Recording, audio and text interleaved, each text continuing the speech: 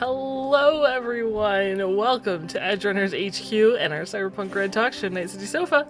I am your host, Jessica, alongside my dearest friend, Games End. Hey, what's up, Jess? How are you tonight? I'm good, how are you? I'm good. Alright guys, tonight's episode of Night City Sofa, we're going to be discussing the latest supplement book from Cyberpunk RED, which is Night City 2045. You can pick up your copy at Talsorianstore.com and use code EHQ to save 10% on your order. The digital version is available now. The print version will be releasing on June 17th. If you order the digital copy and pre-order the print version and put them both in your cart at the same time, so you have to buy them both at the same time, you will save 50% on the digital copy, so you get your PDF version half off. Links are in the video description below. Night City 2045 is massive. It's well worth the money. It's well worth the money, but we are going to be breaking this down into segments throughout the next few weeks. So this is not going to be... You didn't want to just do a 12-hour stream tonight, Jess? No. So because it is massive, there's so much information, we are going to spread it out. So, there's over 300 pages of information, over 24 pieces of art, that's not including the various maps and logos. It is a beautiful, beautiful supplement book. And what you'll find inside is an in-world guide to Night City, which means it is usable by the player characters. Everything is in the book is open to everyone at the table. They can know about it, they can look it up on their agent if they're in game. It is written as though it was an in-world city guide. You'll find listings for a variety of locations as well, not just a breakdown of the districts, but also various hotspots in those districts. But before we get into those, the first 4 sections are about the history of the city, how things work, including security, district managers, crime punishment, what's legal, what's illegal, how to gain citizenship, all this good stuff. So that's what we're going to focus on tonight, and then we'll get into the districts in the subsequent weeks. Each district is also written by an in-world media, and it offers their colored perspective. So it's written to give you what it's like on the street, not as though some corporate,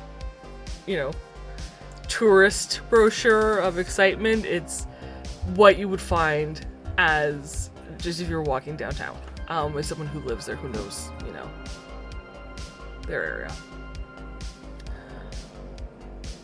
The book was written by over 15 writers that worked on various factions and districts. I'm not going to name them all, but I do want to thank each and every one of them for their time, their dedication, and creativity in creating the supplement. It is beautiful. For sure. It is massive. It has so much info, so much that you can extrapolate on. It is lovely.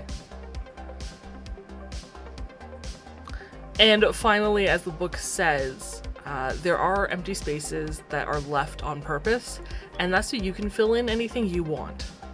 So if you are a player and you're like, oh, I don't want to grow up in this location, but maybe not near these things, there are empty spaces that you can take and claim and create your own stuff. That was done on purpose. So feel free to do that. And also, even though it is a supplement and it's their canon information, don't be afraid to change things at your table. If you have a different district manager, that's okay, or a city manager, that's fine. It's your version of Night City when it's at your table. Change it how you want. Well, and I love that, in the book, it talks about how, this city is flexible. It's got, undefined borders, kind of.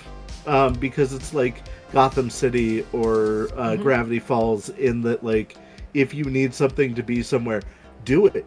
It's your damn game. Yeah. I really enjoyed that part of it.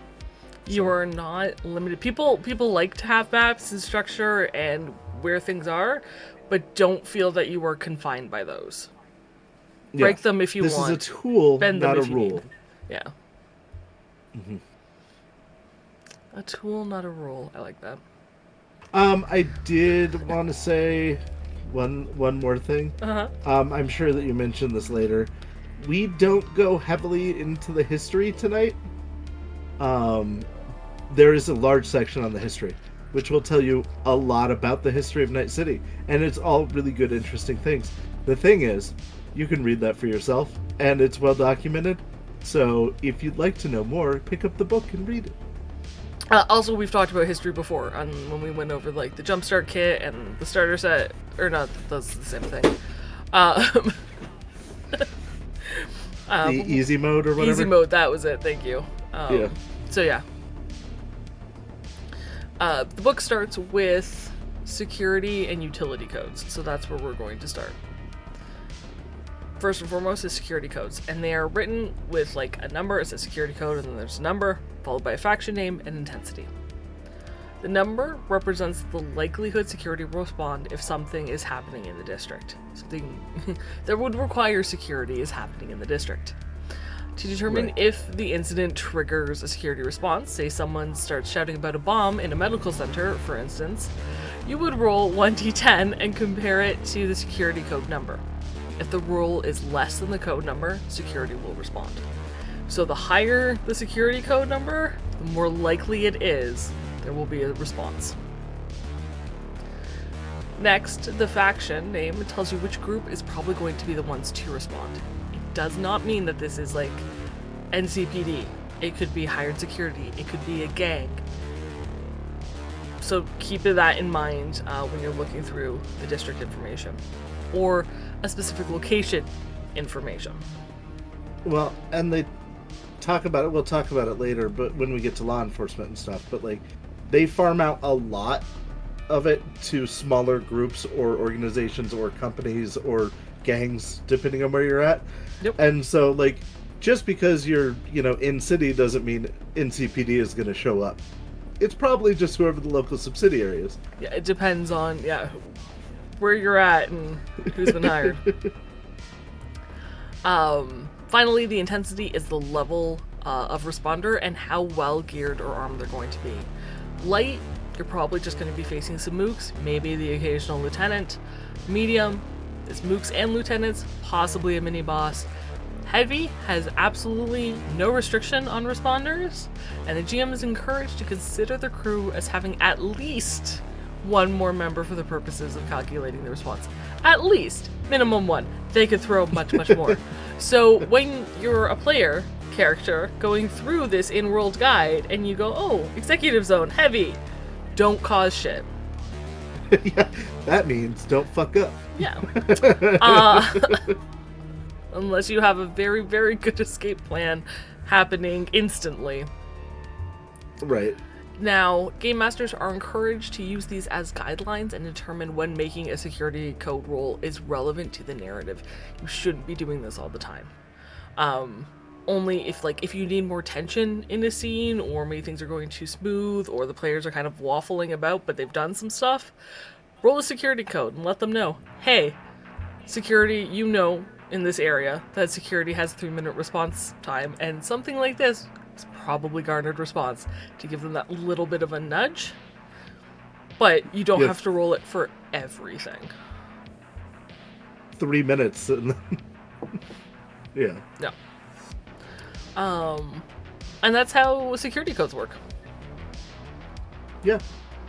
Utility codes, on the other hand, pretty much the same way, but this is to determine whether or not the district has basic utilities like water, power, or city net is working. If you're somewhere like the corporate zone, you have a utility code of 2, meaning you roll a d10, and if it's less than a 2, they've lost access to utilities. But if you're somewhere like, the hot zone, the old combat zone, somewhere like that, then it's like a 9 or a 10, and if you roll less than that, chances are they don't have the utility available. So it's a very similar system, but it lets you know if it's interesting for the narrative to go to a place and like the power's not working, do it. But it says don't do this, your players shouldn't have to think about this with every job. They shouldn't be like, oh, we're headed to Rancho Coronado. I wonder if they have power tonight. Maybe not. Maybe not Rancho. Maybe any other district you could have picked. Right. But if a job is going super swimmingly and they call because they decided to start shit in the executive zone and they call their, friends for an AV lift, roll a utility code and be like, there's currently a rolling blackout or CityNet access is down. You're not sure how long it'll be. Good luck. Now they have to find another way. Or it's fine. But, that's a good time to kind of add tension or drama. It's like, is it working? Can you make this call? Right. Yeah. I love the addition of utility codes in here because I've never really thought about, what if the water's out in this district? You've started a fire. The water isn't currently working in this district. That's a much bigger problem. Yeah.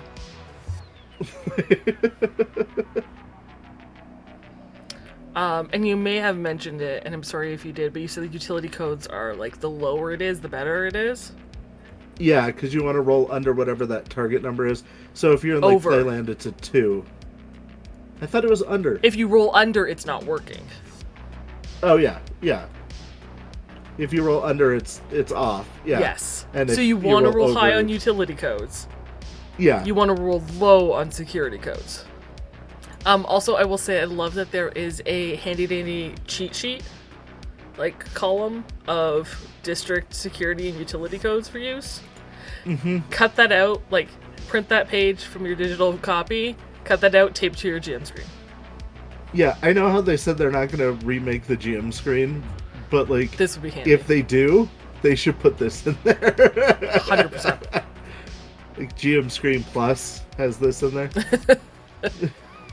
Yes. That's it. That's it for security and utility codes. Yep. Next we get into the Night City facts portion. These facts are written by the famed media Trey Santiago. It starts with the history of Night City and includes a handy bullet point breakdown of events. If you need to know more about the city lore, start there. We do, however, encourage you to stop at the general information section. There is some great information from there on that we will talk about in regards to living within the city and getting to the city. The first section I wanted to talk about was weather, because they talk about how in the old 2020 guidebook it lists it as a temperate zone, but now with all of the stuff that was dumped into the atmosphere after the Fourth Corporate Wars, it is no longer temperate. It is unpredictable and unstable at best. So you don't get a lot of thunderstorms. It says something about 3 a year. The last time they had snow was in 2023. But that you get weirder events like blood rain and stuff like that, and inversion smogs are fairly common now. So keep that in mind. It's kind of hotboxed itself and turned into weird weather. So yeah. And then... Oh, I also wanted to... I apologize. I skipped over something I wanted to talk about. I wanted to talk about the port, actually, there. Because the city before had made themselves kind of a free port, but this section is called Freeport. For ships coming in, they had a lot less restrictions than was before. Now it's kind of easier to bring things into this port than a lot of the other ones along the coast. And so that's why a lot of the corporations settled here, was because it was easy to get things through Port Authority. So, yeah. On the comment of weather, I will say, if you are a GM who pays your players well, and they have extra money, they don't know what to do with it, pick up Night City Weather DLC. Absolutely free. TalsorianGames.com/downloadable-content. And roll weather, especially in the summer and winter 3 months. Temperature is a pain. Yeah. So they can either pay to get weather lining into their jackets, which I think is 1,000 per type item. Yeah, whether it's hot or cold. And enforce penalties and negatives on the fact that it's too hot. You're gonna take a -2 because it's too hot. Right. I love that in the actual play that you and I are both in, that we roll weather frequently because it's interesting. Like, oh, it's nice out today. There's some rainstorms, but other than that, it's good. Yeah. And like it's cool to see. So we get a lot of inversion smog. Yeah, unfortunately. When you talked about weather and inversion smog being so common, it's actually amusing how often we run into that. But definitely if your players are scraping by, I would ease up on the... Not be jerks about it? Yeah. Have a week here, maybe there, if it seems story appropriate, but... Right. Yeah. Don't get crazy. Next up in general information section is information on citizenship. I'm going to do a lot of talking here. So citizenship is can be obtained by heading to City Hall with all you need is either a pre-Fourth Corporate War SIN card or a notarized letter of recommendation from a NorCal citizen that has a valid SIN card. And then you pay 100 EB fee, register your data, including biometric data, and the clerk gives you your SIN card. That's it. I love in this section how it talks about like all of the old records are lost. The like physical records were destroyed in floods, the digital records in the net crash, like anything that was before isn't. So now if you want a citizenship, just show up and kind of prove you are who you say you are and they'll let you do it. Yep.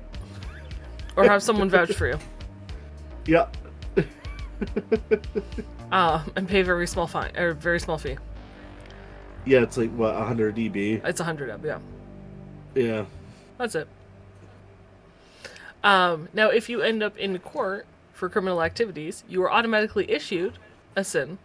You don't need to have a friend. You don't need a pre-identity. The cost, however, will be added to your justice bill. So you don't get out of paying the 100 EB, but you can circumvent. I would not recommend going this way. Justice is not good. It's not in your favor. It will be painful. Well, and being sinless was a really big thing in 2020. Like, if you were a criminal, it was good to not have a sin. And, like, maybe have a few fake sins for, like, all of your guns are registered to one of your fake sins. Now, they've made it much harder to try to live sinless. Is my reading of this. Ish. You can live sinless. So, but why would you want a SIN number, right? Is really what it is. Only if you're going to do legal shit. That's the only reason you need one. That's it. If you want a legal job, like if you want an actual job where they pay you and you're on payroll, you need a SIN card. If you want to legally own property, now if you just muscle in and claim that you own it and hold it with gang violence, that's on you until someone who actually has, legal authority kicks you out. But unless you legally want to own property, you'll need a SIN card. If you actually want to register your vehicle, which I kind of do recommend that you do, you need it. If you want to obtain a driver's license, if you want to vote in the district election, if your district has an election, if you want to file a suit in a court of law, probably not, but hey, if you want to do that, or if you want to sign a legally binding contract. Now this is interesting, because we've had, like, Games plays a rocker boy named Wraith in our actual play campaign. And he recently did sign a contract with his record label. Now, I don't know if Wraith actually has a SIN card, but if he doesn't... I really assume he's always been SIN. That contract isn't binding. Right. Yeah, come to think of it, Deeps doesn't have legitimate SIN. Nope. I know, I think for sure Wraith does, based on his background, but Deeps did not legally sign that contract. No, he did not. which is really fun to kind of look at and be like, how do our characters operate in the world?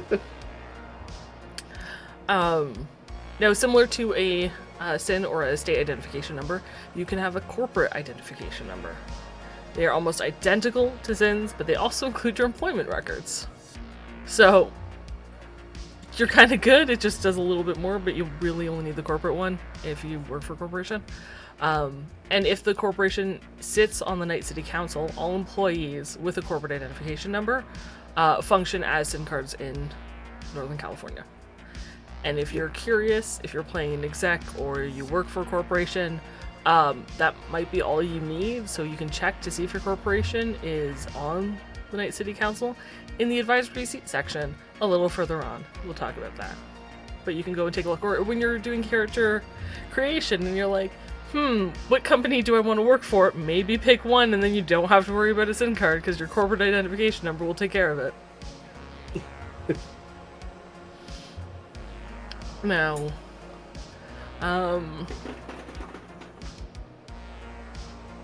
Val makes a good point, and I'm going to get into banking later on. I would say renting a place to live, you probably don't need a SIM card depending on who your landlord is. If you own the posh apartments, definitely. Right. If you're paying cash, they probably don't care. I don't think Rex asks. We pay cash though, so. If you want a bank account though, you will need one. More than likely, because that would be legal. But that is, again, assuming that you're banking at a reputable bank, which I will get to later on. Now, nomads do get different permissions. Since they are so integral to Night City during this time period, a treaty was struck and nomads can stop by All Nations Construction in the Aldecado camp to obtain a temporary ID card. These cards only include a name and fingerprint for use with the ID scanners. They don't contain any other extra biometric data or information. And then after a month of activation, the data is wiped from the card and the NorCal identity database. At least it's supposed to be. Doesn't mean it is wiped from the database, but it's supposed to be. Right. Now, as I mentioned ID scanners a moment ago, these scanners are field portable devices used to scan SIN or corporate identity. I don't know if it's like CIN. I would still pronounce it SIN, They're but both SINs. yes, SIN cards for identity verification. They come equipped with a biometric scanner capable of reading retinal patterns, fingerprints, or small blood samples, and they match that data against the information on the slotted card. Yeah, they're not messing around. Yeah, so even if you grab someone's SIN card, if you don't have a way of passing those tests, it might not, it could be completely useless. Well, and I talked about in 2020 it was common to have a whole bunch of fake SINs to register things to. Yep. In this world, it would be much harder to have good, legitimate, good fake SINs because it would have to match all of your biometrics and stuff. Well, it's funny because all your biometrics would be the same just across multiple different people. I mean, really? Yeah. Now, citizens can purchase an ID scanner from City Hall for 500 EB if they happen to be in stock. Now, the scanner is useless without access to the NorCal identity database, and the subscription to that is only 100 EB per year. So that's not that bad. No. Now, I wanted to bring this up for you GMs, or if players, if you want to find a way of maybe securing things, up to you.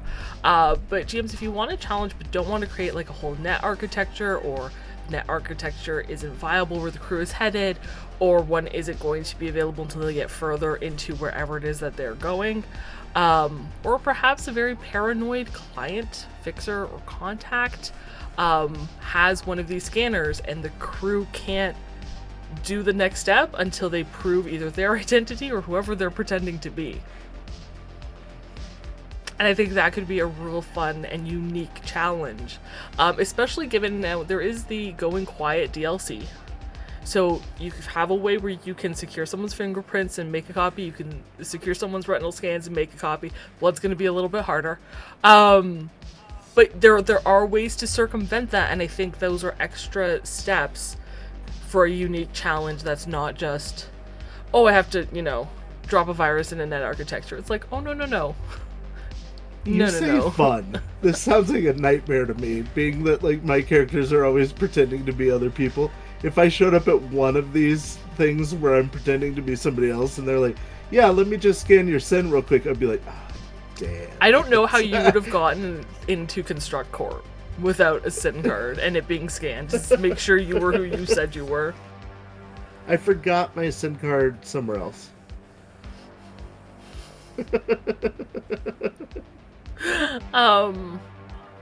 So yeah, but again, it depends on, and as a GM, of course, these are like, this could be a really fun challenge, but you have to make it worthwhile. Right. Right? It has to be good for the narrative. Don't just do it to set up an easy roadblock because you don't feel like letting your players do it. You know, bullshit their way through. But also time and place. So, if they're trying to bullshit their way into an executive's own apartment, yeah, absolutely, go for it. Right. So this is completely off topic, and I apologize. When I was trying to do that job, I was pretending to be European. Oh, okay. Do you think that I could have bribed Zarifa to give me a sen, a corporate sen?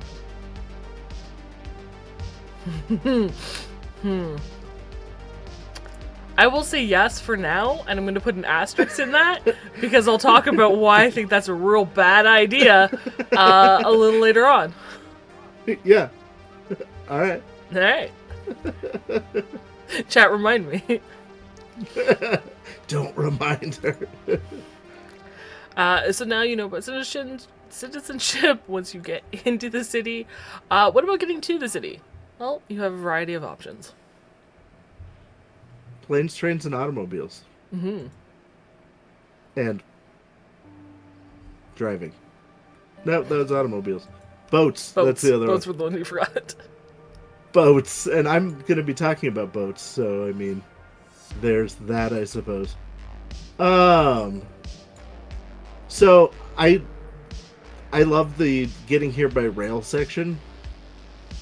They talk about how the Snake Nation runs a train that has stops in Night City, and that they always have at least one passenger car attached to the train, and like it's only $20 per day to ride the train, like along the Snake Nation thing, because it also goes to other small towns and things. So the train is a very reasonably priced way to get places. And if you want like a sleeper car, it's only 50 EB a day. I've never thought about just riding the train as a character in Cyberpunk, and now I want to. Like, these methods of how to get into the town, both of the ones that I wanted to talk about, were like, this is neat. I want to go do this, not because I have a reason, but because I want to do it. Fair. Because like the next one that was like boats, right? Mm. And they talk about how there's a nomad group that literally goes all the way from like Alaska all the way down to like Cancun or wherever, past Baja, Mexico. They go down into South America and all that. That you can ride on the boat, and it's only like how much is it? 20 EB a day, or for like a cot, or if you want a sleeper, like a cabin with a bed, it's 50 EB a day. And they're like 10-day trips, don't get me wrong, that's 200 EB.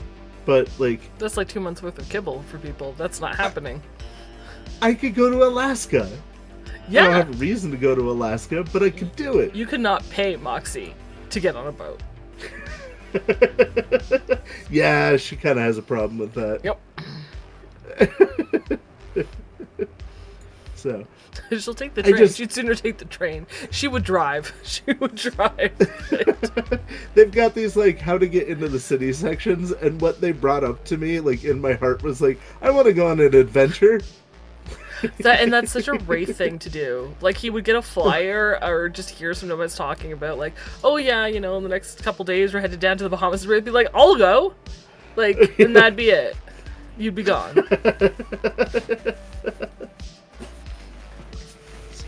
So yeah, that's why I wanted to mention those, is just because the fun idea that came from it was just like, yeah. Absolutely. And also, as a player character, if you were not born and raised in Night City, these are great ways of considering how your character got here, and who they might know, and who they might have made deals with, and what contacts they may have acquired, even if it's just, right, you know, this was the person who was in charge of the train thing while I was on like the train while I was riding it 6 months ago.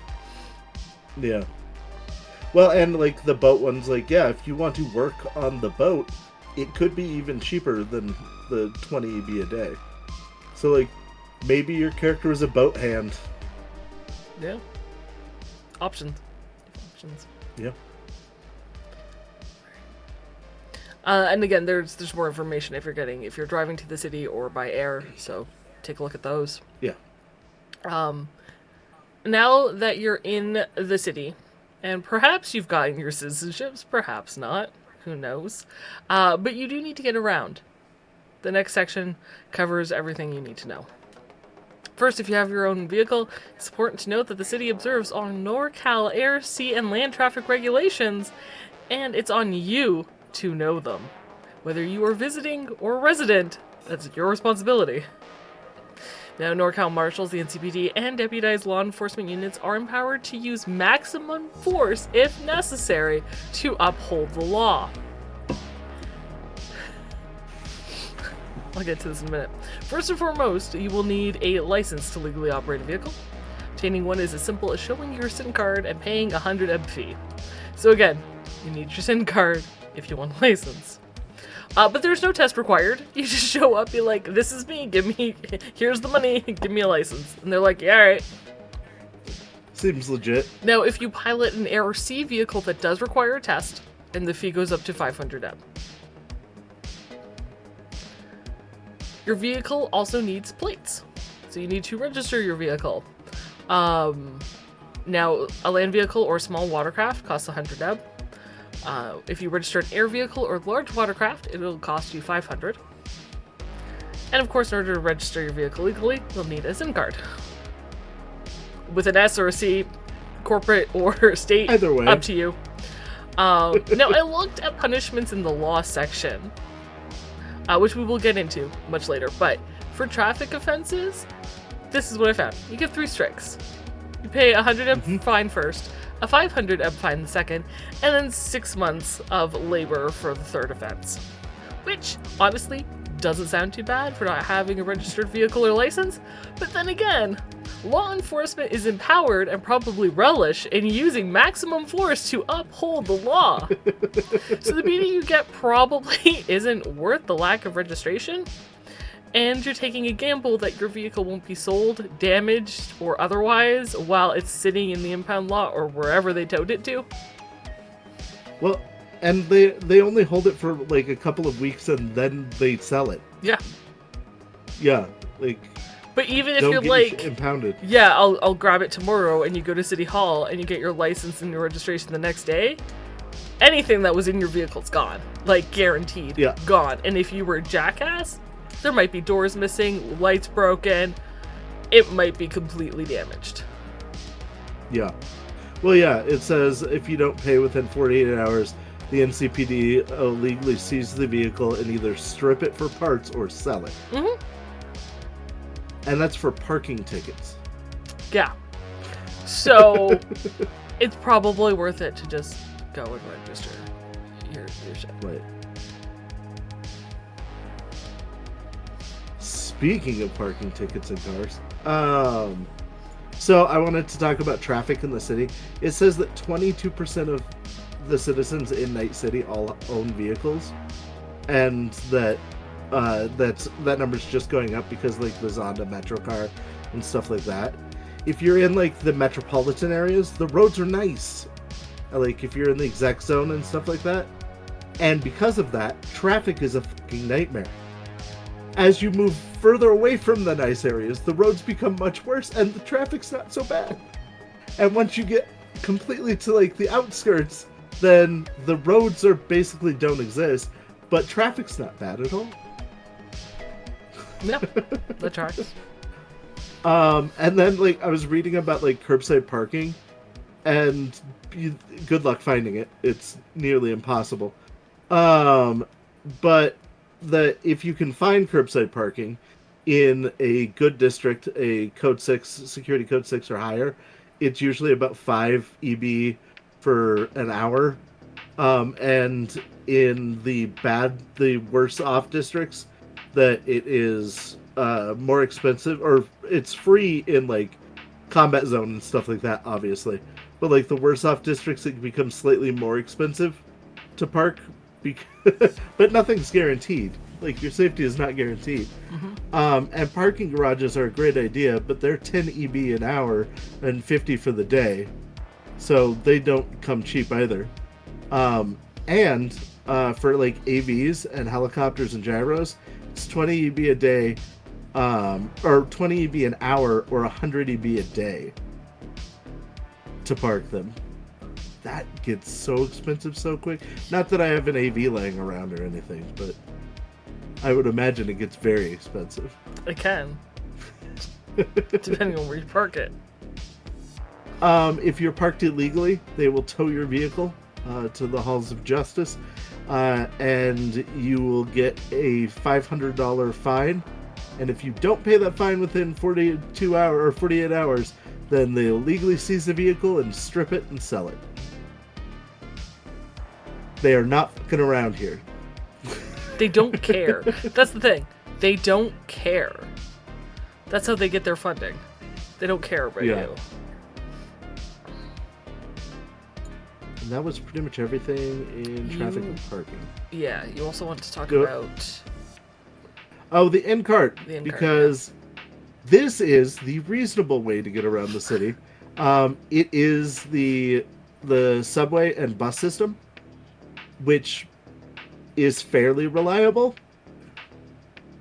When I say it's fairly reliable, it's not uncommon for the subway tunnels to flood, or for there to be traffic accidents or other things that cause them to have to divert the entire system. But it's like a normal for the most city. part, for the most part, it's always running. It's 1 EB a stop or 20 EB a day, or a month for a month pass. But if you even have kibble or higher level, you have one of these for free. So your characters can always ride the bus places. I'm just saying. I also think, as from like a GM perspective, it could be neat where if, the players cause a traffic accident, or say, for example, there's a car chase and the bad guy is shooting at you while you're trying to escape in a taxi, that could cause a traffic jam and you hear about it on the scream sheets the next day. Or if there happens to be a weather event that maybe there was an earthquake or something, the tunnels are flooded and you can't use them.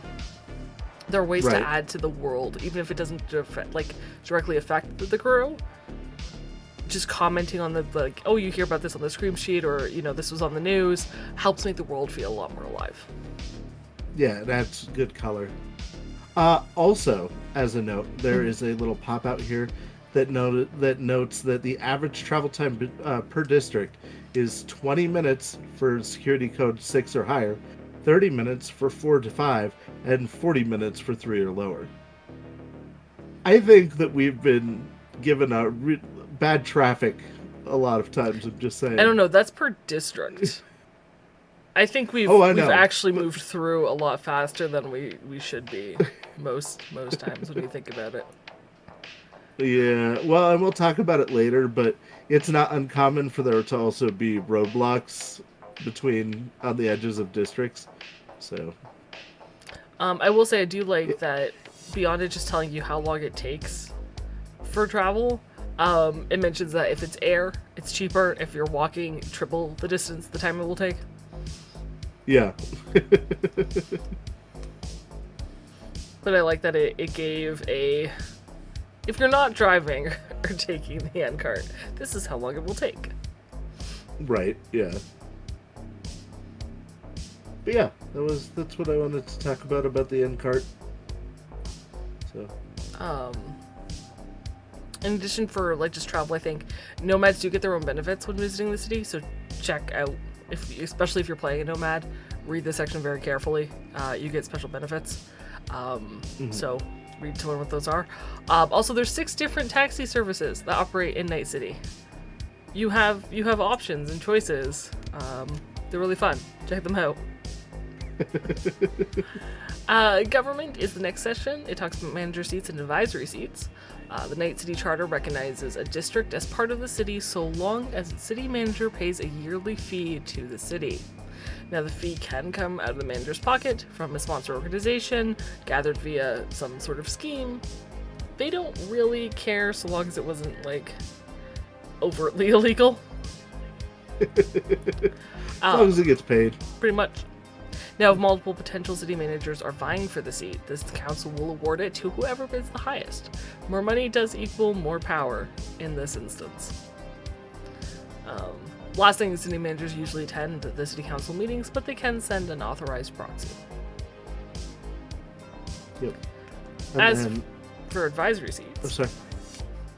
Yeah, so an advisory seat may just sound like they're just kind of guiding the council. They're not. They have full voting privileges, and they basically are the heart of the council, honestly. But technically, you can't be an advisory seat for more than one thing. Like, businesses can have a seat and individuals can have a seat, but a person can't have two seats, one as themselves and one as the business, unless they happen to be part of multiple businesses that all have different advisory seats. Is the only way that you can get more than one vote on the council. But yeah, so basically, anybody who can pay the amount gets to have an advisory seat, and they're very expensive.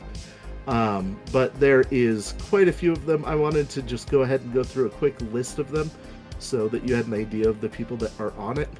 Biotechnica, Continental Brands, Danger Gal, Militech, Network 54, the Nomad Collective, the Patrol's Benevolent Association, which is the people who fund both NCPD, Max Tech, and Lazarus, Petrochem, Rockland, Augmentix, I can't say it today. Augmentix. Savoil, the Tansen Group, Trauma Team, Zarifa, and Ziggurat. That is the advisory board. So people again, who pay to be there. When I mentioned earlier, where corporations, if you have a corporation if you work for one on the council, any of those, that counts as a SIN card across. Or hell. Yeah, that's why I was like, maybe I'll get Zarifa to give me a SIN. Yeah, we'll talk about that.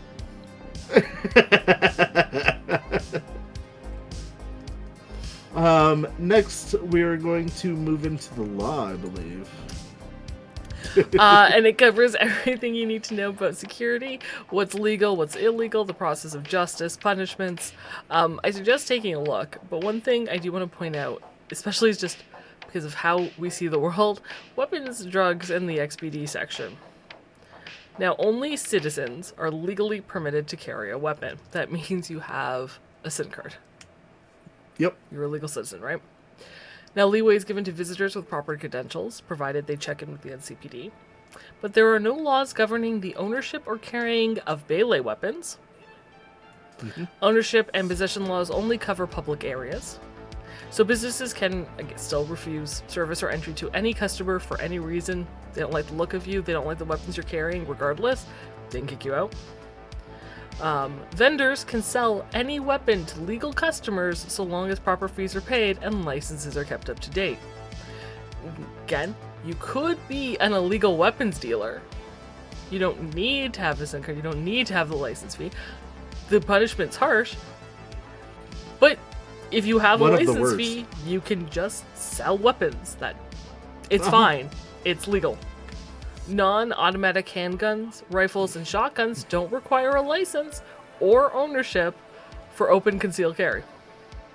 They also do not need to be registered.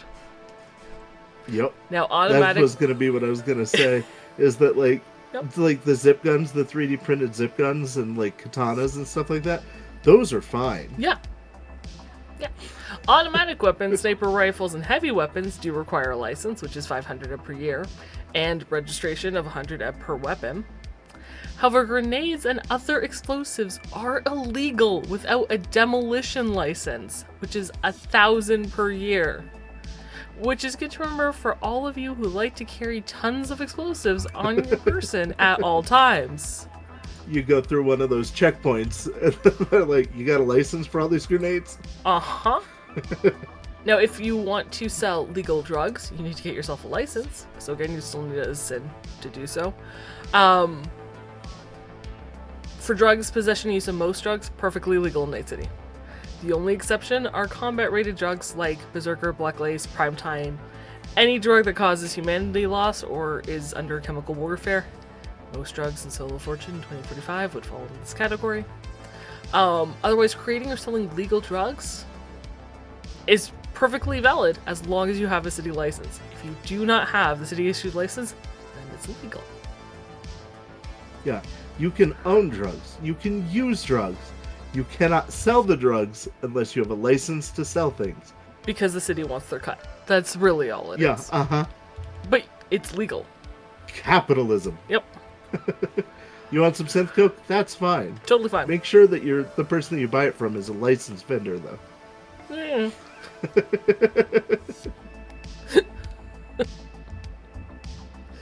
Now, on the matter of XBDs, creating, possessing, or selling brain chip with the limiters turned down beyond the government-mandated limits or removed entirely is illegal. Creating or selling legal brain dances without a city-issued license is illegal. Yeah, because your IP is important. Because they want their cut. Yeah. So XBDs are always illegal. BDs are only illegal if the seller doesn't have a license, and that's only on the seller, right? Yep. Now, the same selling without a license is illegal concept applies to other sin services like gambling, sex work, those categories. I love that. You have to have a license to be a prostitute, and if you don't, then it's illegal. Yep. Otherwise, it's fine. Yep. Also, the legal age for drugs and alcohol is 19. So maybe keep that in mind when you're making character. So if you get caught, what are the punishments, Games? Oh my goodness, the punishments are fun, and I would suggest that you look through them. Basically, what we've discussed and talked about very specifically here is that if it would hurt monetarily, then it's a bad thing and very illegal. If it's not, then meh. So you have things like accessing the old net is 1 year of labor. Arson, immediate execution. But then you go down and if you get... I love this one. If you get caught doing fraud or embezzlement against a non-corporation, it's 1 year of labor. But if it's against a corporation, they don't do anything. They just turn you over to the corporation that you committed fraud or embezzlement to and let them sort it out. Obstruction of justice, $100 fine or 6 months of labor.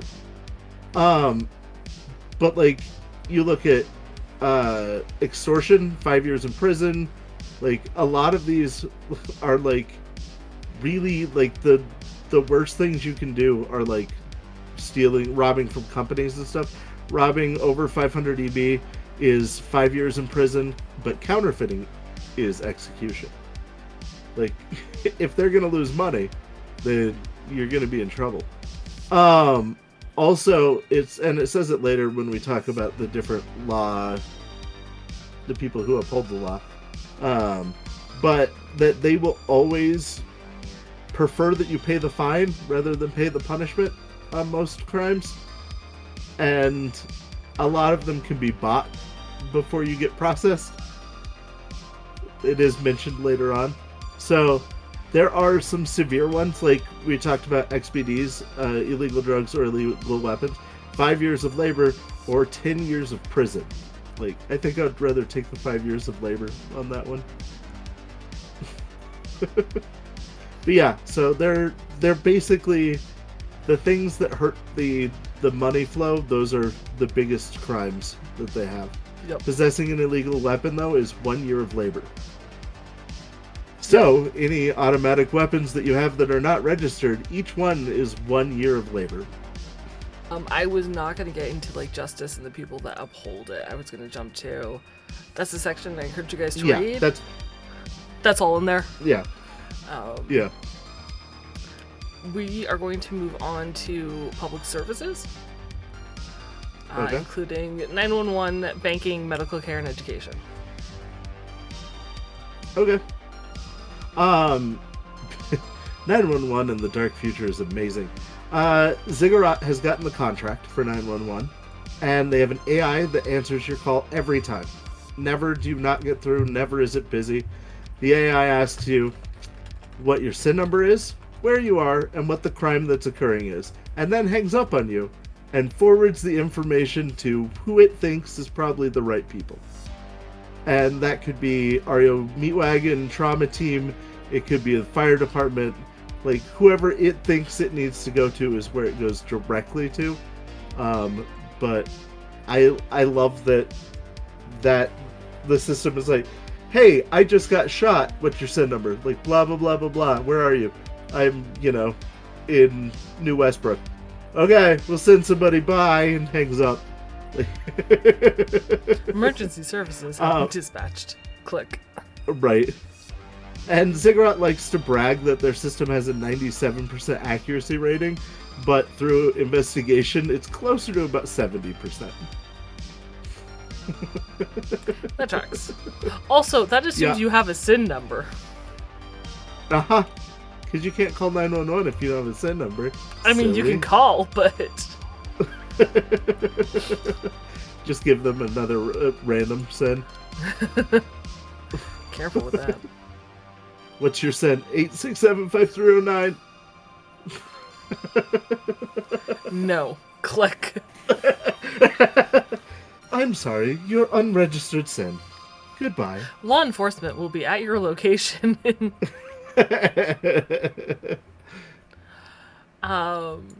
Next, I'm going to talk about banking really quickly. If you want to keep your money in a bank, if you have a significant amount, as in like over probably $50,000, you can use the First Night City or Eurobank.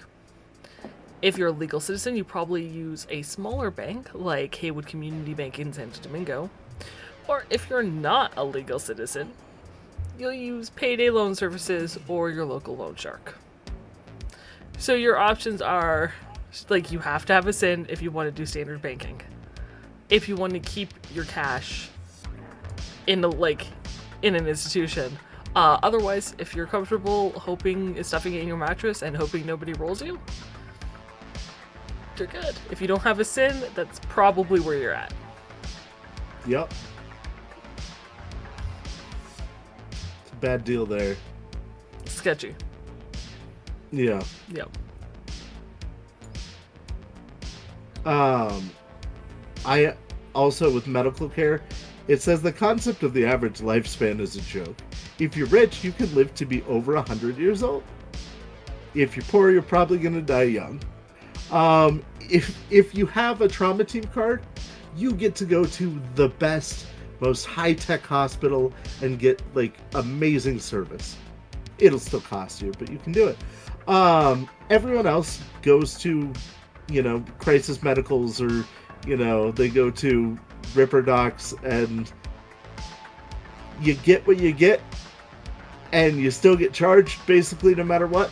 So, yeah, if you're not rich, you basically hope that you don't get injured, because if you do get injured, it's not a good deal there. So. Yep.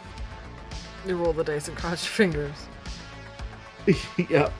Hopefully the doctor's not drunk. That's why, like, in our long running that we're in, the fact that we know a really good Ripper, amazing.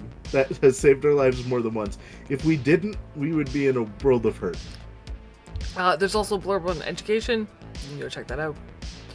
Now, in the utilities and commerce section, you'll learn about electricity, water, sewage, garbage collection, the CityNet, and shopping. I'm only going to touch on the shopping part because we've covered most of that, or it's not really important to your day-to-day stuff. Go and read it. Night City, though, it will probably still give you a lot of great ideas. Worth reading. Yeah. Now, in the time of the Red, fixers aren't the only way to buy what you need. Yes, the classic American mega mall died with the Fourth Corporate War. But Night City still provides plenty of shopping options. The reduction in corporate power during this period has allowed smaller specialty stores to flourish, so if you're hunting for something unique or niche, you can find a listing for that shop probably in the book. As for, like, your food, your sundries, your daily needs, probably get it either from a vendit or a local bodega or chain stores like Oasis, which is owned by Continental Brands. If you hate Continental Brands, try 100 Under Haven, which is owned by Petrocam. It's not great, but hey, it's not Continental Brands. Both of these corps have branches across the city. They're in almost every single district. And because they are so... Because they're all over the place, they're not even included in the book. Yes, one exists. Assume one is near you. Yeah, and you'll be fine. Now, if you're looking for something illegal, unique, expensive, free of tax, that's where you need a fixer. But for your, like, every day-to-day stuff, there's a store. Yeah. And then there's an entire section on media in the time of the Red, which we've already in the past talked about scream sheets and about the radio, but I wanted to mention with TV, before TV, there was TV terrestrial, or before the Fourth Corporate War, there was TV, basically terrestrial TV like we have now. But since the Fourth Corporate War, no matter what channel you go to, all of the channels are owned by either Net54 or WNS DMS. Doesn't matter what channel you go to, one of those two companies own every channel. And so unless you are getting pirate TV stations from suborbit, which is a thing, rare but a thing, no matter what, you are one of those two companies are who is selling you things intellectually. So just so you know. Also, there is a big market for pirate stations. They are all over the place. They pop up constantly. Most of them run for only a couple hours. Some run for a couple of days, though the ones that run longer typically end in gunfire and chaos. So you can find pirate radio stations real easy, but they don't stay on very long because most of the time they're playing illegally accessed materials and things like that. So just so you know. Illegal just means you don't have a paid license for it. Yeah, for sure. But also, it might be interesting, like, if your characters are, scanning through a radio or something and they pick up a number station that's one runner team sending a message to somebody else, like, that can be just an interesting flavor thing to throw out there. 100%. So, yep. Pirate radio station's still alive and well. As long as you don't get caught. If you want more information on Scream Sheets, the City Net, the Garden, that information exists in the book. So next on our list are the Night City Flashmaps. Don't have images here, but there are 4 pages. Each have their own flash maps. The maps have specific information to help you navigate the city. You'll find one for the end cart and rail lines, one that outlines bars, brothels, casinos, clubs, a flash map of the various housing options around the city, and finally a map of medical facilities and markets. So definitely go and check those out. And again, because it's an in-world guide, I would assume that these maps are available for you to download, or your character to download onto their agent to check out. So especially if you are taking the end cart line, which is a great way to get around the city, as long as there's no traffic jams or flooding, you can see where it goes. Oh,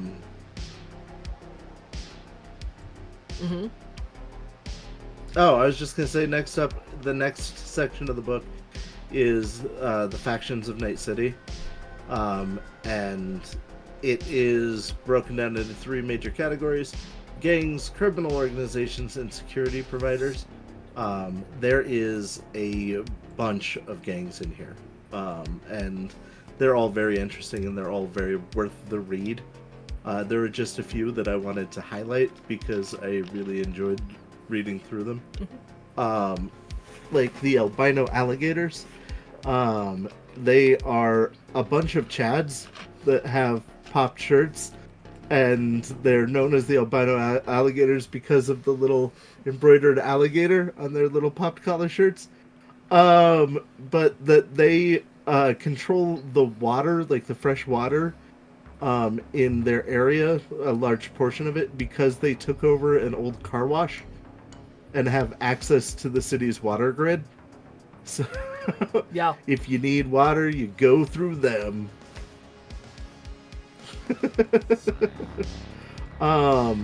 And then there's so many great ones in here. I have to go. I'm scrolling through them as I'm talking about them. Next, I wanted to talk about the Juilliard Guild. Um, and the Juilliard Guild is basically, they're in charge of all busking. So if you're performing on a street or, God forbid, in a subway station, and they catch you doing so, the first time they will offer you to join them. The second time they will remind you that you need to join them. The third time they show up with weapons and fuck you up because this is their neighborhood. I love that, like, that's their thing. Their protection racket is like street musicians for the most part. So, out of curiosity, has Red ever been part of the Juilliard Guild? I would imagine, because he is constantly busking. So I would imagine that he, at very least, has some type of agreement with them. But they take 15% of whatever the performer makes. That's their cut to offer protection. But if you are under their protection, then they have guards that hang out with you while you're playing your music. So at least there's that. That sounds nice. Yeah. And then there's the Primetime Players, who are a group that are body sculpted to look like TV personalities. And they are in so many different factions and gangs that, like, the fact that they're one unified gang is kind of crazy because they're also in, like, all the other gangs. But they're, like, a unified body of people who have all decided to get biosculpted. And so, yeah. I just like that they're the really hardcore ones get, like, the personality modification chips and, like, the face sculpting and everything, to where, like, everyone thinks the leader is Victor Vang, the Korean actor, but nobody knows for sure that it's actually Victor Vang, because that's kind of their thing. So, and then... Isn't there also an entire group called the Stallones? Yeah. That's my favorite part of that. And I'm like, different Stallones or different movies, or just like a crew of Rocky Balboas? Like, I kind of need to know. Both are equally they're all... impressive and terrifying. Both concepts. And right. I'm so here for it. And then the last ones I wanted to talk about were the Street Queens. They're the evolution of the old Black Queens gang. But basically they're the LGBTQIA plus gang that they're there to defend and help anybody who needs help, especially people who are kicked out by their parents and stuff like that. But notably, their leader doesn't like Greta's or Caterlane's, because it's that, like, catty, like, they're doing gay wrong kind of feeling. And so notably they don't like those people, but everybody else that they're totally there to protect. And I like that that's kind of their place in the world, is that they're, you know, the queer representation gang, and that their weapons are cyber weapons, small blades, and pistols. Like, these are all totally things I could see, like, a drag queen keeping in her purse, you know? Yep. 100%.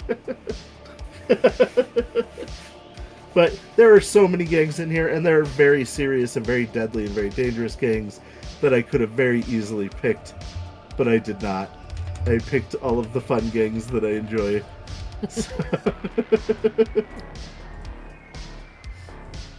I didn't choose any gangs to talk about. I will be releasing shorts on various gangs on the Edgerunners HQ YouTube channel.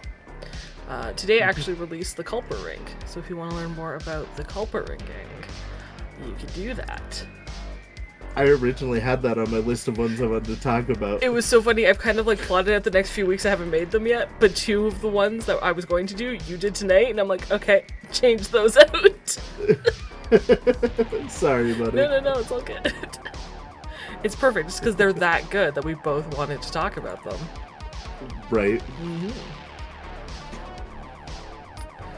Mm-hmm. So yeah, there's a ton ton of gangs. Each of them have their own logos too. So if you're ever wondering what the logos look like, you now have a visual. So throw it on jackets or do however it says they sport them. They represent. Yeah. Yeah. Next is criminal organizations. The line between a criminal organization, a security provider, and a gang is kind of fuzzy. But do your best. Now, the first entry in this list is the Consortium.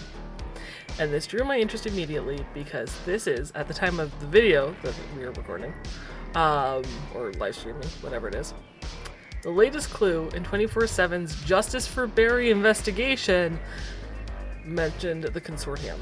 Hashtag Justice for Barry. Now, the Consortium is Night City's branch of the Bratva, the Russian mob.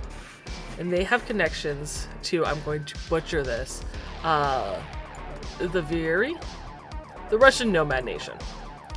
And that makes them a major player in the smuggling market, as their ships do not rely on the Thelis routes to safely cross the Pacific.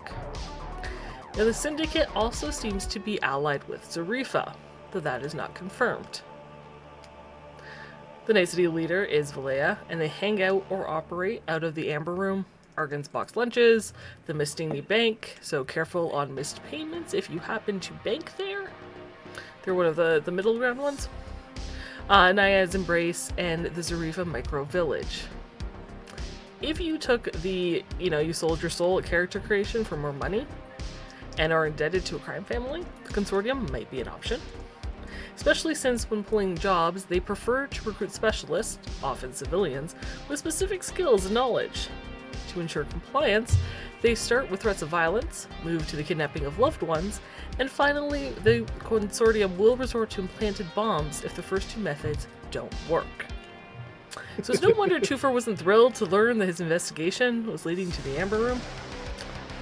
And also games with their ties to Zarifa, when you're like, would Zarifa give me a sin? I'm like, well, the Russian mob probably will. You're not gonna like the strings that come attached with it, so I wouldn't, but hey, you do you. I think Wraith could be part of the Bratva.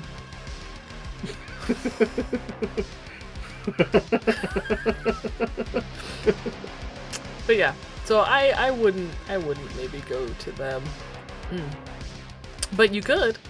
Sure, the Consortium would love to put strings into more citizens they can exploit. For sure. I wanted to talk about the El Norte cartel. They typically they've got their finger in a lot of pies because basically they are the representation of the Mexican cartels that haven't really been able to get a foothold this far north. And so it doesn't really work out well for them typically. They're small pockets of like a whole bunch of like pilot programs of trying different things like drug selling and smuggling and things like that to see what sticks. So they are recently gotten a little more oomph because of some big investments that have been made lately. In fact, they have a city manager pretty much in their pocket at this point. But they're still growing as a criminal syndicate in this area. So, isn't their Cindy manager Therese Valentino? Yeah. I like that. That's one of the bridges from 2020 to 2077. Is like this is where the Valentinos are getting their like big start. Yeah. Their actual start from like Playboy nobodies to a serious gang. They've invested a lot of money into making sure that things have worked out the way they wanted it to. Yeah. And then beyond crime, when we go into the people who are enforcing the law, the security providers, there's a huge list here of people that, depending on which district you're in, are people you're going to probably run into. I've got like the 6th Street gang, which are all military or military trained individuals that hang out in Haywood, and they're basically the security for Haywood. And they seem real. I don't want to use the word white nationalist, but they like to hang out at the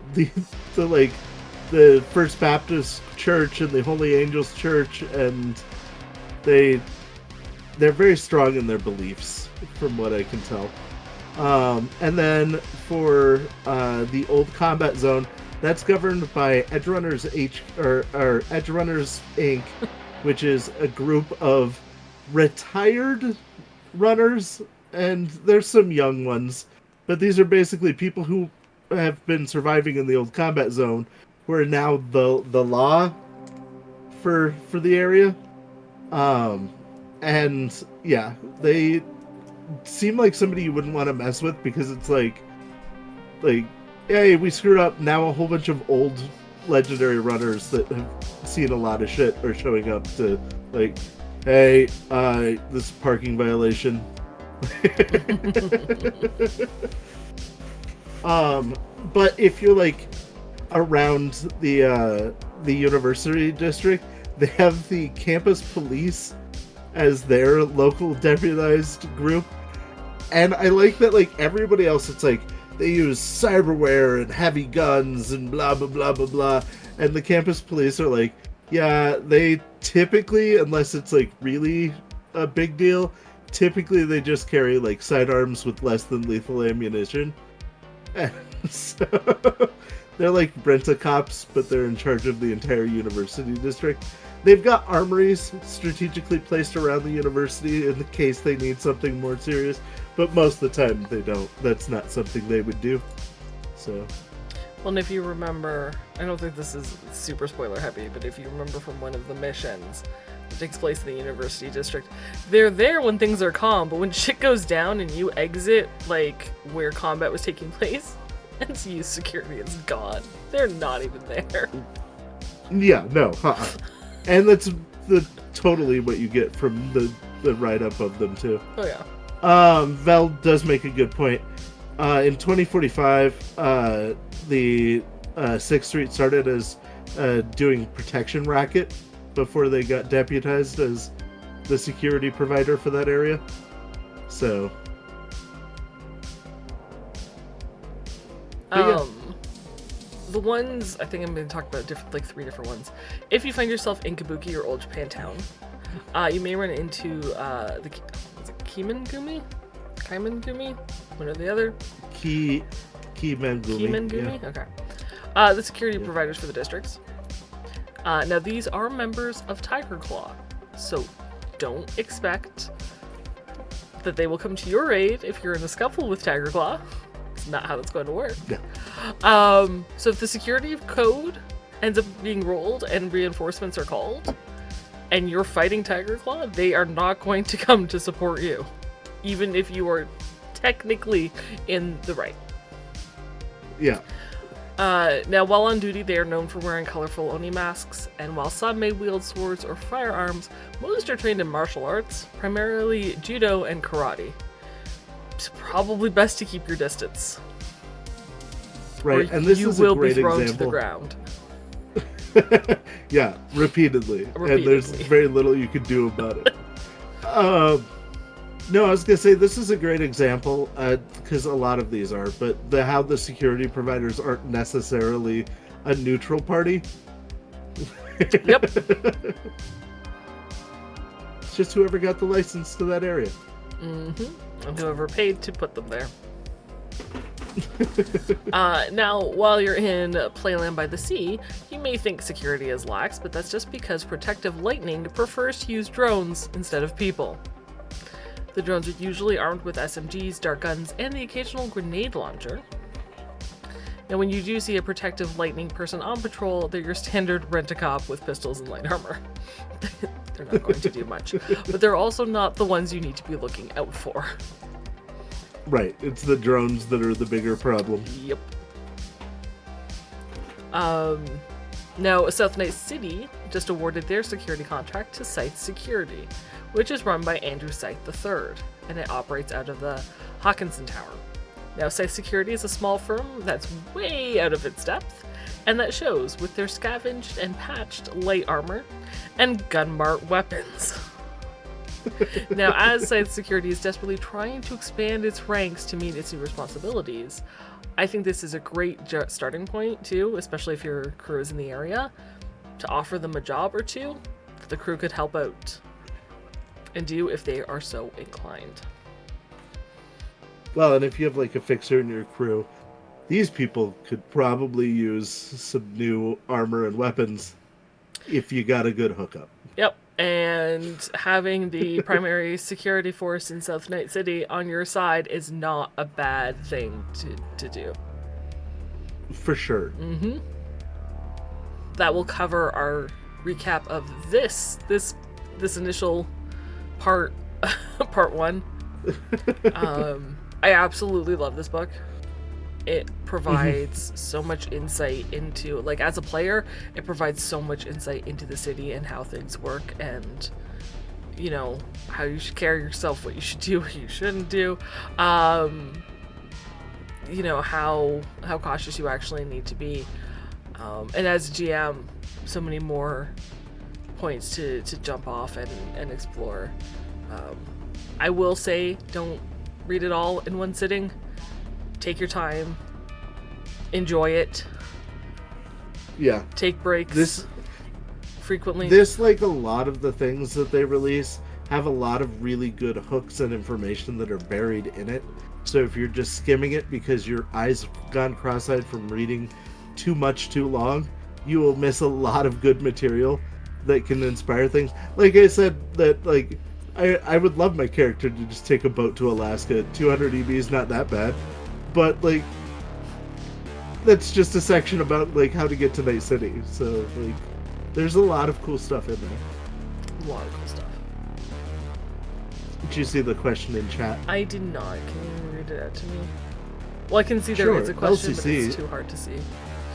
Has asked, have you changed your opinion about any factions or locations due to new information presented in this book? I know I want to go to Playland by the Sea even harder now than I did before.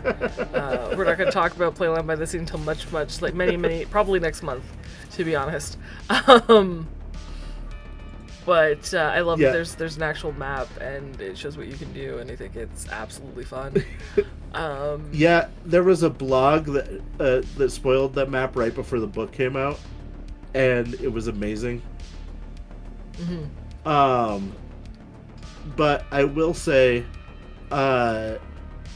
just as to the information that we've discussed this week, there's a lot of gangs that I may have seen in passing and not really thought about, that I got to know more about here, and you get to see a lot more of like the incompetence and corruption that's going on in Night City in this section. Mm-hmm. And I'm okay with it. It just makes it a more full, interesting world. Like I said before, I never thought about like, yeah, but you're in University District. Is the power working there? Because it's real hard to hack a system if the system's down. So, I think that it's given me a lot of new perspective on these sections. Mm-hmm. So yeah, I would say my opinions have changed. Yeah, I don't know if my opinion changed as much as I was excited to get more information on a lot of this. Yeah. I think some gangs just seem to be like, oh, these aren't just like throwaway. There's more meat on this than just a bone. I quickly skimmed and I'm like, I can't tell you which one. I think the enhanced tickled my brain in a very creative way, especially as a GM. I'm like, who? Or as a player character concept, I was like, huh. I like that the Yellow Brick Road was included as a gang instead of just being in part of a Scream Sheet mission. That made me real excited to see. So the dirty hippies and all that. There's a lot more yeah, there's a lot more information, and I'm like, oh, okay. Like, I would love to interact with a lot more of these gangs than just the two that we get to, in our actual play, that we get to frequently encounter. Right. I'm like, let's meet more of them. And Vel just said that, like, yeah, it's going to take a couple of months to fully, like, absorb the information in this book. And 100%. Yeah. Like, oh, yeah. There's a lot there, and it's awesome. So it's so good. Locations other than Playland by the Sea. I really liked, what was it? The one where I was like, oh, this is really cool. But they kind of linked, and it was something I was looking for ever since the Elflines Magic DLC. And that was Segatari, was it Segatari's Expo X something? their arcade thing. Their big arcade thing. I want to say it's in Watson. Yeah. I could be very wrong. I read about it, but it's like, you know, the book. Mini golf and arcades and claw machines and laser tag, and like everything is here, and it's this big gaming facility, which is really, really cool. And you can play Elflines online, and you can even have like a little sleeper cell that looks like an Elflines place. And I'm like, this would be a really fun place to just... And you have to be in character. Just spend the day. But also when you read Elflines and you're like, yeah, people go and play, like in Playland by the Sea, people go and play down there. Sometimes they don't come back out, but the expo or whatever is much better anyway. And I'm like, oh no, that's like, there's a huge story there, especially with what we got in the ELO Magic Returns DLC. So, and we have so much to talk about when we get there. So I know that one still stuck out in my mind as like, oh, this is cool. But that would also be like a great beach episode to go to that place and just have your crew play games all day. It has the Segatari. Segatari Station XL1, that was it. Page 205. I always love any reference to Puddle Forge games also, by the way, Vel. Yes. I'm sure there are more places. I know there are more places. That one largely sticks out in my brain. Yeah. I think there was, what was it? The Garden of Earthly Delights, but only because Games had mentioned that he'd love Wraith to go there. And when I read it, it was like, the price will make you cry. And I was like, oh, we can't afford that. I've got a black card now. We can get in the door. You could get in the door. Maybe. I think I haven't gotten to the outskirts section. I'm trying to take my time with it, and then I was on vacation. But I'm really looking forward to reading that, and I haven't read much of the southern section of the map, so we will have a lot more to discuss as we break down the individual parts of the city. Yeah. But yeah, absolutely fantastic book. You can go pick up your digital copy right now, give it a read.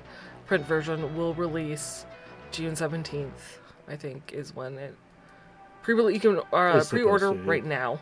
I think that's when print releases and starts shipping a couple days after, if I recall correctly. And just a reminder, if you buy both at the same time, you get 50% off the PDF copy. Or you can use code EHQ and save 10% on your entire order. It's true. There you go. Typically, in the past, like, I own hundreds of role-playing books, and I always prefer to have the physicals. And I know Blank does too. Typically, he waits until a book gets physically released before he'll read it. That's why we're always trying to exploit things before they get published. Not we. Not we. Don't lump me in with that. But, you know, honestly, with the hyperlinks and the PDFs and everything, like, it's so worth having the PDFs for these books. I forgot to mention the flash maps with all their little locations. If you click them, it's hyperlinked to that detailed description wherever it is much further down. I think Jay said he spent 16 hours hyperlinking everything, and it is so beautifully done.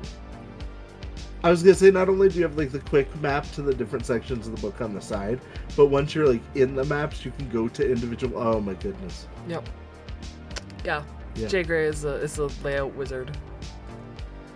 Though he's gotten too good now. Yes, thank you, Jay. He's gotten too good now, though, and all my little, like, those filler quotes and ads, there's less of them now, because I feel like he's too good. Which doesn't help when I'm doing, like, trivia, and it's like, who said that? And I'm like, I need a quote. Why can't I find any quote in the last 3 things that I've released? Jay, we need more filler content, please. But you do a great job, so thank you.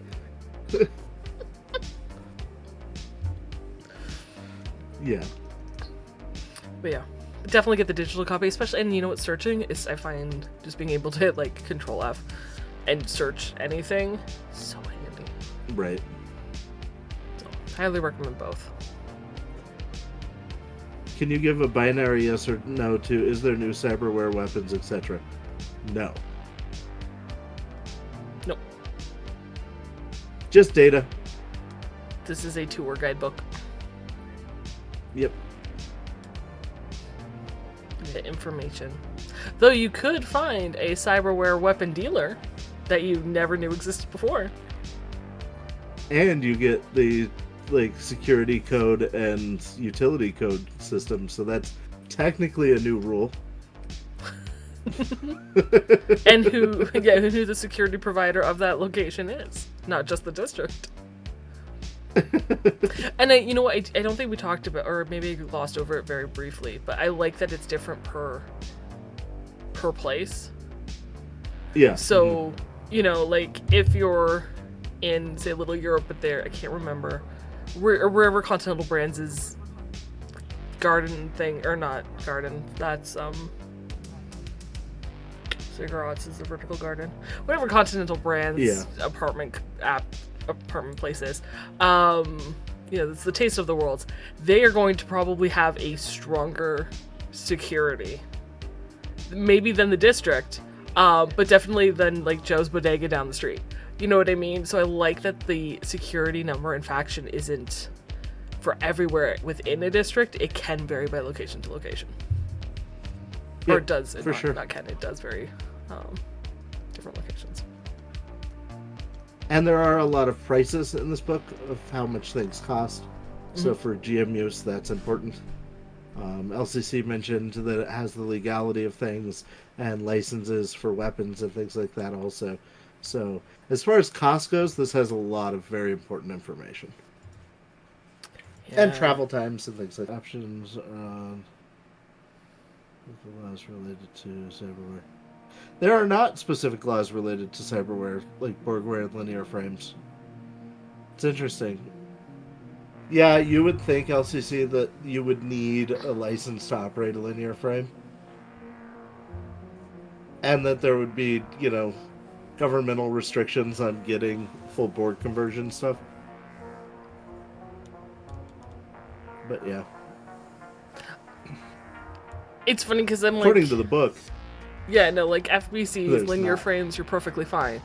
But if you're carrying something that requires that linear frame, different story.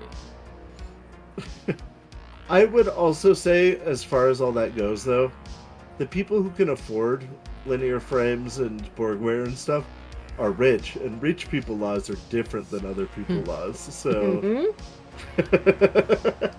I bet MaxTac cares about boardware, and that's as far as that goes.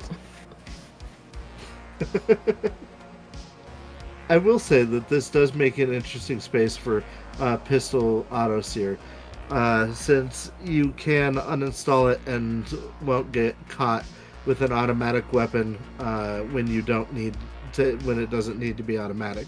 Same would go with installing the shotgun automatic control group. If you can uninstall the part that makes it automatic, if you get caught, then it's no longer an automatic. If I was going to GM in that situation, right, where it's like, yeah, it's not automatic, it's not, you know, whatever, I'd be like, it's your risk, right? If it is installed when you are caught and you don't have the license, guess what? It's automatic. If there was an Right. investigation made and an automatic was used just because it wasn't installed, they know it's an attachment, they can tell it was automatic fire, you're going to get charged as if it was an automatic weapon. With all the other crimes going on, do I really foresee NCPD giving like a really hard shakedown if you walk by of, oh, is that weapon automatic or not? Do I stop them for a license? Probably not. Now, if they get called and they find out that you have it, different story. It does say in the law enforcement section that it's not uncommon for there to be roadblocks between different sections of the city and the local people to be running those roadblocks. That's, I think, where you mostly get caught with weapons violations of not having licenses and stuff. But you just need to like conceal it in a smuggling compartment in the vehicle or something like that, and you'd be fine. And it depends. I assume most people don't drive around with their like assault rifle in their hand. So, I don't know. Our crew, it's in their lap, 100%, 100%. Yeah. But and again, as a GM, it depends. Like, is it narratively important to stop you every time you cross the district to check your license? No. But as a story beat, if you're like walking away from a scene where a bunch of shit went down and you're heavily loaded, yeah, absolutely, you could totally be the perpetrators. How are you going to talk yourself out of this one? Interesting complication. Yep. If it helps your story, do it. If you're doing it just to be a dick, maybe don't do it. Yeah.